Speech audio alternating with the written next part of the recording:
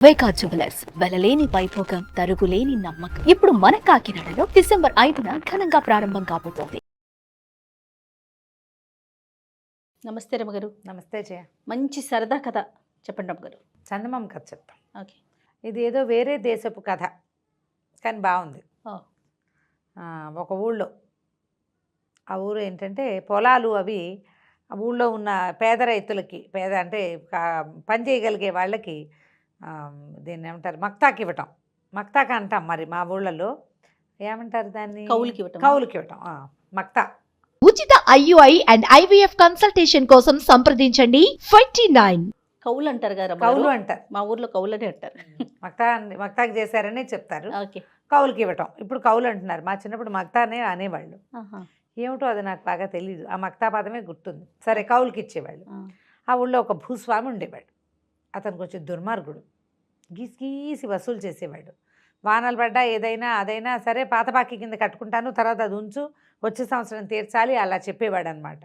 వదిలిపెట్టేవాడు కాదు. అయితే మాత్రోయ్ అనే పేరున్న ఒక రైతు ఉండేవాడు. చిన్న బక్క రైతు వీడు.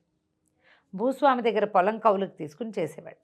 ఇతను చాలా తెలివైనవాడు, లౌక్యుడు. ఓకే. అందుకని భూస్వామికి దొరకకుండా, సాటి రైతులకు ఇబ్బంది కాకుండా తెలివిగా ఏదో ఒక చిట్కా చేసి భూస్వామి బారి నుంచి కొంచెం జనాల్ని రక్షించేవాడు. అందరికీ అతనంటే చాలా ప్రీతిగా ఉండేది. ఆ సంవత్సరం కొంచెం పంటలు తక్కువ వచ్చినాయి. పాత బాకీ ముందు ఏడు కూడా పంటలు తక్కువే ఉన్నాయి. అప్పుడు కూడా వీళ్ళందరూ కొంత బాకీ ఉంచుకున్నారు, వచ్చే సంవత్సరం కడదామని. వచ్చే ఏడాది పండుదంటే ఈ ఏడాది పండ్ల. ఓకే. ఈ మాత్రోయి దగ్గరికి భూస్వామి రాబోతాడు. ఎల్లుండి వస్తా, అవతల ఎల్లుండి వస్తా కబురు చేశాడు. ఇప్పుడు పాత బాకీ కట్టాలి. లేటెస్ట్ దాంట్లో కూడా అంత ఎక్కువ లేదు. భూస్వామికి మొత్తం ఇస్తే వీళ్ళ దగ్గర ఏముండదు తినడానికి. సరే, ఏమనుకున్నాడు, అడవిలోకి వెళ్ళి ఒక స్నేహితుడిని అడిగి, వరే కొంచెం సహాయం చెయ్యి అని చెప్పి బాగా బలిసిన 4 కోళ్ళని, అడవి కోళ్ళని, 2 నక్కల్ని పట్టించాడు. 4 అడవి కోళ్ళని ఇంట్లో బంధించేసాడు, లోపల పెట్టేసుకున్నాడు. ఈ నక్కల్లో ఒక నక్కని చీకటి కొట్లో కట్టేశాడు. ఈ 2వ నక్కకి మెళ్ళలో తాడు కట్టి కుక్కని పుచ్చుకుని తిప్పుకుంటాను చూసావా, అట్లా చేత్తో పుచ్చుకుని ఉన్నాడు. అదే సమయానికి భూస్వామి వచ్చాడు. అయ్యగారు రండి రండి అన్నాడు. అనేసరికి ఆయన ఆశ్చర్యంగా చూశాడు. ఏమిటి సంగతి, అది ఇది పాత బాకీ అన్నీ తీర్చేస్తానండి, దాందేముంది, మీరు ఎల్లుండి రండి, మీరు వచ్చేసరికి చక్కగా మా ఇంట్లోనే భోజనం చేద్దురు కానీ మొత్తం డబ్బులు కట్టేస్తా అని. ఒరే, నువ్వు వెళ్ళి 4 మంచి కోళ్ళు పట్టరా, అయ్యగారు ఎల్లుండి విందుకి అని చెప్పి మెడలో ఉన్న తాడు ఊడదీశాడు నక్కది. అంతకుముందే ఆయన అడిగాడు, ఇదేమిటి ఇట్లా పట్టు తిరుగుతున్నావు, అది పారిపోతుంది కదా అన్నాడు. నక్కని పట్టు తిరిగితే పారిపోతుంది అని. అదే, ఏం కాదండి అన్నాడు.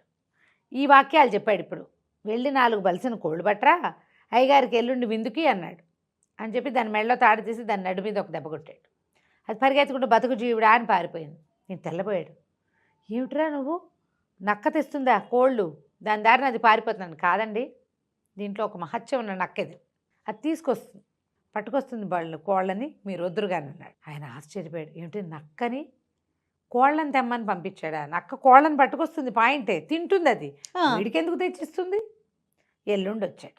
వచ్చేసరికి బలిసిన 4 కోళ్ళు ఉన్నాయిగా ఇంత దగ్గర, 4 కోళ్ళని వండించి మంచి మసాలా పెట్టి చక్కగా కూర వండించాడు. ఆ కూర వాసనలో ఆయన రాకముందే, ఇంట్లోకి రాకముందే వాసన వస్తుంది. మాత్రోయి మామూలు వాడు కోళ్ళని వండించేసేంత సీన్ లేదు వాడికి. ఇప్పుడు మొన్న ఒక నక్కని పంపాడు, ఒకవేళ అది కానీ తెచ్చిందా అనిపించింది దీనికి. లోపలికి వస్తూనే ఘుమఘుమలాడిపోతుంది ఇల్లంతా. భోజనానికి కూర్చున్నారు. ఏది ఆ నక్క, ఇక కోళ్ళు తెచ్చింది, దాన్ని కూడా తీసుకురా, అది కూడా మనతో పాటు తింటుంది అన్నాడు. అనేసరికల్లా లోపల నుంచి నక్కని తీసుకొచ్చాడు. 2వ నక్క ఉంది కదా, దాన్ని దాచాడు. ఈయనకేం తెలుసు 2 నక్కలు ఉన్నాయని. దాన్ని కూర్చోబెట్టి దానికి కట్టాడు, దానికి అన్నం పెట్టాడు. పెట్టేసరికల్లా ఆయన అన్నాడు, ఏమిట్రా ఇలాగే నిజంగా నక్క భలే తెచ్చింది, ఎలా నేర్పించావు ఏంటండి, ఇది ఒక మహత్యం గల నక్కండి, మరి ఇది అలాగే తెస్తుంది అన్నాడు. అనేసరికల్లా ఈయన ఏమన్నాడు, ఈ నక్కని నాకు ఇచ్చేద్దు అన్నాడు. 1000 తులాల వెండిస్తానన్నట్టు. 1000 తులాలు వెండిస్తానంటే వీడు ఒప్పుకోలే. అబ్బే భలేవారండి, 1000 తులాలు వెండి ఏమిటి, మీ వెండక్కర్లేదు, మీ తాలూకు బాకీ పాత బాకీ అన్నీ తీర్చిపారేస్తాను నేను అన్నాడు. అనేసరికల్లా ఆయన ఒప్పుకోలే. బాకీదేముంది, పీడా పోయిరి, బాకీ లేదేం లేదు, నీకు నాకు బాకీ ఏం లేదు, అసలు 1500 తులాలు ఇస్తానన్నాడు. ఇతను నసిగి అదని అది కాదని ఇది కాదని పాత బాకీ మొత్తం రద్దు చేయించుకుని 1500 తులాల వెండి తీసుకుని నక్కని తాడిచ్చి చేతిలో పెట్టాడు, తాడు తెచ్చి. జమీందారు ఆ నక్కని పుచ్చుకొని తీసుకుపోయాడు ఇంటికి. అదే ఆయన భూస్వామి. తీసుకెళ్ళి ఇంటికెళ్ళి భార్యకి చెప్పాడు. ఏమేవ్ చూసావా ఎంత బాగా తెచ్చానో అన్నాడు. మాత్రమే దగ్గర నుంచి డబ్బులు తెచ్చుకున్నారా లేదా అంది. డబ్బులు తేవటం ఏమిటి, నేను బ్రహ్మాండమైన నక్కని తెచ్చాను. ఇవాళ నేను తిన్న పీగల దాకా కోడి మాంసం, ఆ మాంసాన్ని ఇదే తీసుకొచ్చింది ఈ నక్కే. కావాలంటేనా ఇప్పుడు పంపిస్తే పట్టుకొచ్చేస్తుంది అన్నాడు. ఆవిడంది మీ మొహంలా ఉంది, నేను నమ్మను అంటే. కాదు నిజంగా. ఒరే నువ్వు వాళ్ళ వెళ్ళి అడవిలోకి వెళ్ళి 4 కోళ్ళు పట్టరా, మీ అమ్మగారిని నమ్మిద్దామని నక్క మెళ్ళలోంచి తాడోడు తీశాడు. అది బతుకు జీవుడా అని పారిపోయింది. 4 కాదు 14 రోజులు గడిచినా రాలా. మోసపోయామని అర్థమైపోయింది వీళ్ళకి. ఆయనేమో బాకీ కొట్టేశాడు, కాగితం చింపేశాడు. 1500 తులాల వెండి ఇచ్చేశాడు. ఈయన పోయి మళ్ళీ వాళ్ళ దగ్గర అడిగాడు. ఏరా నువ్వు అబద్ధం చెప్పావు, నక్కని నక్క దొంగ నక్కని తీసుకొచ్చి మాకు అంటగట్టావు, మరి 1500 తులాల వెండి కక్కు నాకన్నాడు ఆయన. కాగితం చింపేశాడు కాబట్టి ఇక మక్తా అడగలేడు, డబ్బులు అడగలేడు, కౌలు డబ్బులు. అవును. ఇది ఇవ్వమన్నాడు. అవి ఎక్కడున్నాయండి, అవి ఎప్పుడో అయిపోయినాయి, తినేసాం మేము, ఇంకా ఇన్నాళ్ళు ఉంటుందా వెండి, 15 రోజులు పట్టదు మాకు తినడానికి, మీ 1500 తులాలును అన్నాడు. అనేసరికల్లా సరే అయితే వీడిని పట్టుకోండి, కట్టేసేద్దాం, వీడి సంగతి చూద్దాం, ఆ నక్కని తెప్పించిస్తావా లేకపోతే ఇంకోటి చేస్తావా చూస్తాను నీ సంగతి అన్నాడు. అనేసరికల్లా ఇంకేం చేస్తారు వీడు చెప్పాడు మాకుతో, అసలు చాలా మహత్యం కలిగిన నక్కండి, మీరు ఎలా చేశారో ఏదో అపరాధం చేశారు అందుకే దానికి కోపం వచ్చింది అన్నాడు. అయినా సరే ఆయన ఒప్పుకోలే. తీసుకొచ్చి బాకెట్లో కట్టేశారు. చలిగా ఉంది. చలిగా ఉండేసరికి వీడిని గొయ్యి తీసి గోతులో కప్పెట్టేసేయండి అన్నాడు భూస్వామి. పని వాళ్ళంతా అన్నారు, ఏమండి ఇంత చలిగా ఉంది, ఇప్పుడు గోతులు తీయలేము, రేపు పొద్దున్న తీస్తాం, పిచ్చి చలి అంటే. ఈయన ఏమన్నాడు, చలిలోనే వీడిని కట్టేయండి, వీడు రోగం కుదురుతుంది, రేపొద్దుటి బీసుకుపోతాడు, ఈజీగా చచ్చిపోతాడని చెప్పాడు. చెప్పేసరికల్లా వాడిని అక్కడ మక్తోని బయట కట్టేశారు. కాలుకో తాడు కట్టి వదిలిపెట్టారు. కాసేపటికి చలియటం మొదలుపెట్టింది. చలేస్తుంటే ఏమనుకున్నాడు, చచ్చే చలేస్తుంది, ఏదైనా పని చేస్తే చలిపోతుంది. చూస్తే ఆ పక్కన గానుగ ఒకటి ఉంది. గానుగ ఏంటి, అది ఈ నూనె తీయటానికి మనం నువ్వులు పోసి ఆడుకుంటాం కదా, నువ్వులు పోసి దాన్ని పట్టుకుని ఇట్లా గుండ్రంగా తిప్పితే ఏమవుతుంది, నూనె వస్తుంది. అందులో నువ్వులు గివ్వులు ఏం లేవు. ఈ మగ్తో ఏం చేశాడు, ఆ తాడు కొంచెం దూరంగా వస్తే ఈ దీని దాకా గానుగ దాకా వచ్చి ఆ గానుగను తిప్పడం మొదలుపెట్టాడు. ఇదంతా అర్ధరాత్రి జరిగింది. తెల్లవారుజామున 4 పనివాళ్ళు వచ్చారు. వాళ్ళు ఆశ్చర్యపోయారు. చెమటలు బట్టి ఉన్న మగ్తోని చూసేసరికి వాళ్ళు ఆశ్చర్యంగా ఉంది. వాడిని చూస్తూ తెల్లబోయి లోపలికి వెళ్ళారు. ఎరా వచ్చారా, చచ్చాడా వాడు అన్నాడు. చచ్చటం ఏంటండి, వాడు ఇంత చల్లో మేము స్వెటర్లు వేసుకుని చచ్చి చెడి వస్తే వాడు పోయి శుభ్రంగా చెమటలు కక్కుతున్నాడండి, చెమటలు పోసేసినాయి వాడి ఒళ్ళంతటా. ఆశ్చర్యపడి చల్లో చెమటలు పోయటం ఏంట్రా, వాడు అప్పటిదాకా పరిగెత్తాడు, చెమట పోయికి ఏం చేస్తుంది. అవును. ఈయన బయటకు వచ్చాడు. ఏరా నీకు చల్లట్లేదండి, చల్లెక్కడండి, ఫు అనుభూతుకుంటున్నాడు. చెమటలు ముచ్చెమటలు ఉన్నాయి ఒళ్ళంతా. ఎటా చెమటలు పోసినాడు చల్లో నీకంటే, ఈ చొక్కా మహత్యం అండి, మా 3 తరాల నుంచి ఈ చొక్కా వస్తుంది మా తాతల నాటి నుంచి అన్నాడు. అదేంటి నిజం, ఆ చలి ఇదా అన్నాడు. ఎక్కడేస్తుంది చూడండి చలి చెమటలు అని ఇట్లా చెమటలు తీసి ఇట్లా చల్లాడు. ఆయన ఆశ్చర్యపోయాడు. ఊరిని భలే ఉందిరా అని, మరేమిటి చొక్కా ఇచ్చే నాకు అన్నాడు. నేనేమనండి, మహత్యం గల నక్కని తెచ్చిస్తే మీరు దానికి ఏదో చేసి దాన్ని పంపేశారు, అంతకంటే మహత్తు కలిగిన తాతల చొక్కా ఇది, నేనేమనండి అంటే ఈయన మళ్ళీ 1500 తులాలు వెండిస్తానన్నాడు. ఆ పాత చొక్కా అంగీ లాంటిది అది పుచ్చుకుని వాడిని వదిలేశాడు. ఆ 1500 పుచ్చుకుని వెళ్ళి ఇంటికి వెళ్ళిపోయాడు. ఈయనేం చేశాడు, మర్నాడు రాత్రి అత్తవారింట్లో ఏదో పార్టీ ఉంటే తన చలికోటు గిలికోటు అన్నీ పక్కన పెట్టి ఆ పాత చొక్కా వేసుకుని వెళ్ళాడు. వెళ్ళేసరికి అందరూ నవ్వారు. చలేసి చచ్చాడు ఆయన. అదొక పల్చటి మామూలు చొక్కా, దాంట్లో చలేదు, చలికాలం అక్కడంతా మంచు కురిసేది. మన ఫారిన్ కంట్రీస్లో ఎలా ఉంటుంది, ఐసు ముద్దలుగా. వాళ్ళు ఏం చేస్తారు, ఒకటేసి దాని మీద ఇంకోటేసి దాని మీద మూడోది వేస్తారు. ఒకటే వేసుకెళ్తే చలికి ఏమో గిటగర చూపోతున్నాయి పళ్ళు. పాత చొక్కా చూసి అందరూ ఎక్కిరిస్తారు. పరువు పోయింది, ఆయనకు ఒళ్ళు మండిపోయింది. దొంగ వెధవ వాడు మళ్ళీ మోసం చేశాడు, పట్టుకురండి రా వాడిని అన్నారు. సరే 4 పాలేడు పోయి పట్టుకొచ్చారు. 1500 3000 తులాల వెండి నొక్కేశాడు. ఈసారి ఏం చేశారు, నేను వీడిని ఇట్లా కాదని ఒక గోను సంచిలో కట్టేసి సముద్ర తీరాన ఎత్తుగా ఉంది వాళ్ళ ఇది, ఆ కొసకి ఒక చెట్టుకేసి కట్టేశారు. వాడిని పైనుంచి ఒక్క తాడుతో ఒక్క వేటితోటి దాన్ని ఆ సంచిని పడగొట్టేస్తే అది పోయి ఎగురుకుంటూ సముద్రంలో పడుతుంది, వాడికి శాస్త్రి జరుగుతుంది అని కట్టేశారు. కట్టేసరికల్లా వాడు ఏమన్నాడు, పాలేది కట్టడం, వీడిని లాక్కు రావడం, వాడు బిదిలించుకుంటుంటే వాడిని కట్టడం, వీడిని ఎత్తి చెట్టు కట్టడం అన్నీ పనులు కదా. పనివాడు అన్నాడు, ఈ కార్యక్రమం ఇప్పుడు ఎందుకండి, ఆకలిస్తుంది, అన్నం తినొద్దామా అని అడిగాడు. యజమాని సరేరా నాకు కూడా ఆకలిస్తుంది, సరే ఎలా కట్టిపడేది, వాడెక్కడికి పోతాడు, వంటింటి కుందేలు అనుకుని పద అని ఇద్దరు కలిసి అన్నం తినడానికి పోయారు. వాళ్ళు వెళ్ళగానే వీడు అరవటం మొదలుపెట్టాడు, రక్షించండి, ఎవరన్నారు ఎవరన్నారు ఎవరన్నారంటే అదే సమయానికి భూస్వామి మావగారు కూతురుని చూడడానికి వాళ్ళ ఇంటికి వస్తున్నాడు. ఆయన సముద్ర తీరపు వైపు ఉన్న మెట్ల మీద నుంచి ఎక్కుతున్నాడు. ఆ గొంతు వినపడేసరికి కదా, ఎవర్రా అది, ఎవరది ఎవరది అని కేకేశాడు. మక్తో గుర్తుపెట్టాడు ఈ వాయిస్ ఎవరిదో, గుర్తుపెట్టాడు. ఆయనకి భూస్వామి మావగారికి కొంచెం గూనుంది. బాబు రండి దగ్గరికి రండి దగ్గరికి రండి అని పిలిచాడు. చెట్టు కొసన కట్టేసి ఉన్నటువంటి వీడిని చూశాడు ఆయన. చెట్టుకు ఒక పక్కన కట్టేశారు ఇట్లా కిందకి, దాన్ని కొడితే వీడు పోయి చెరులో పడతాడనమాట సముద్రంలో ఎత్తుమించి. ఎవర్రా నువ్వు, ఎవరు కట్టేశారు నువ్వు ఏమిటన్నాడు.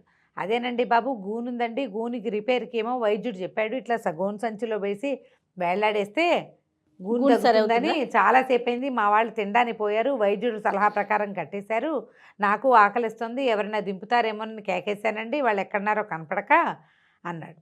అనగానే ఆయన ఆశ్చర్యపోయి, నిజంట్రా గూను తగ్గుతుందంటే, ఏమోనండి తగ్గిందో లేదో నాకు తెలీదు, దింపండి చూద్దామన్నాడు. ఆయన ఏం చేసేట తాడు లాక్కెట్టారు కదా, ఆ తాడు దింపి వీని దగ్గరికి లాక్కున్నాడు. దగ్గరికి లాగి సంచిలోంచి తీస్తే టైం అని ఉంచున్నాడు కడ్డీలాగా. వాడు 30 ఏళ్ళ కుర్రాడు. దాంతో ఈయన ఒరే నీ గూను లేదు రోయ్ అన్నాడు. అవునండి, ఒరే నన్ను కూడా కట్టేరా బాబు అంటే, కాదండి వైద్యుడు ఒప్పుకోడంటే, కాదు నీకు 1000 తులాలు వెండిస్తా అని చెప్పి ఆయన సంచి పుచ్చుకొచ్చాడు. సంచిలోంచి కేజీ ఉన్నటువంటి అది ఇంత వెండి ముద్దని ఎత్తి చేతులు పెట్టాడు. ఈ ముద్ద పట్టుకెళ్ళు, నన్ను ఇందులో కట్టి అనగానే వీడేం చేశాడు, ఆ ముసలాయన్ని అందులో కూర్చోబెట్టి కట్టేసేసి ఆ వెండి ముద్ద పుచ్చుకుని తన దారిని తను వెళ్ళిపోయాడు. భోజనం చేసి వచ్చినటువంటి భూస్వామి ఆయన పనివాడు ఇద్దరు కలిసి ఒకే ఒక్క కత్తి వేటుకి ఆ సంచిలో ఉన్న మనిషిని సముద్రంలో పడేశారు. రామా ఇంకేం చేస్తారు, అయ్యింది. అక్కడి నుంచి ఏమైంది, ఒక 15 రోజుల పాటు వీడు కనపడలే. అయితే భూస్వామి మామగారు ఏమయ్యాడు అని వాళ్ళు వెతుక్కుంటూనే ఉన్నారు. ఆయన మోసుకొచ్చిన సంచి ఇక్కడే ఉంది, ఆయన ఏమయ్యాడో ఎవరికీ తెలియదు. ఆయన సన్యాసులో కలిసిపోయి ఉంటాడని భావించారు వాళ్ళు. ఓకే.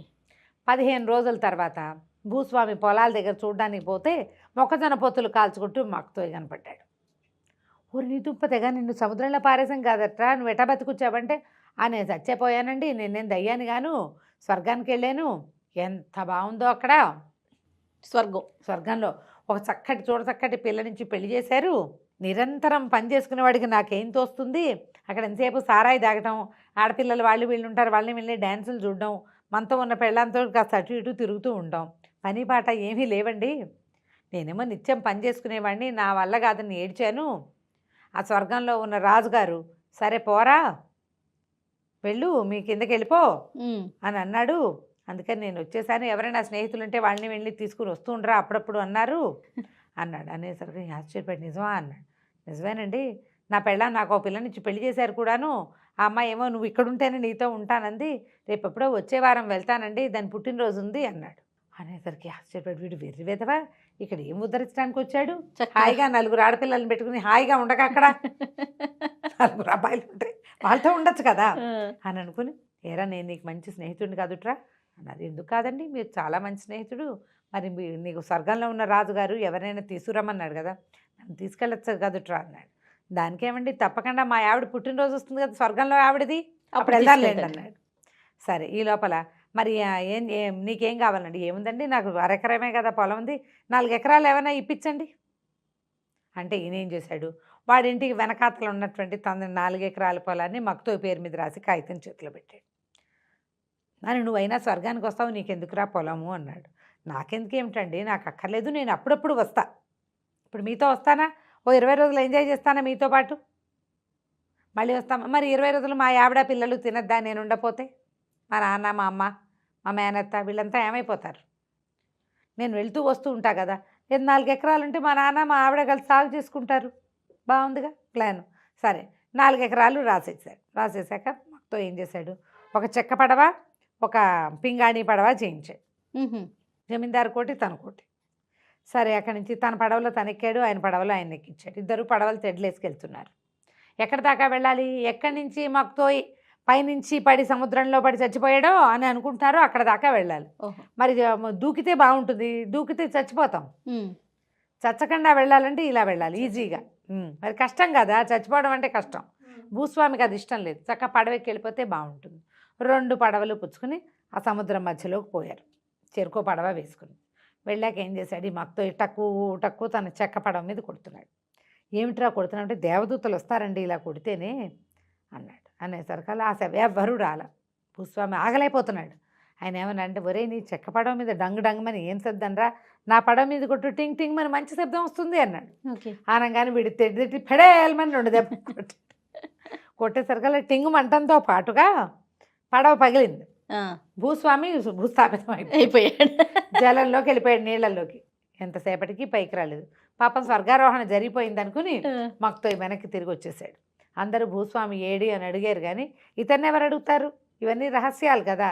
ఆయన కనపడలేదు. భూస్వామి గారు కొడుకు చిన్నవాడు కాబట్టి వాడి రాజ్యం వచ్చేటప్పటికి ఈ కాలం ఎలాగో మారిపోతుంది. మక్తోకి 4 ఎకరాల పొలం సొంతానికి ఏర్పడింది. హాయిగా వాడి దారిని వాడున్నాడు, కథ కంచికి మనం ఇంటికి. సభాష్. ఈ రోజుల్లో కూడా ఉంటే ఎంత బాగుండో. అవును కదరమ్మ గారు. రైట్ అండి, నమస్తే.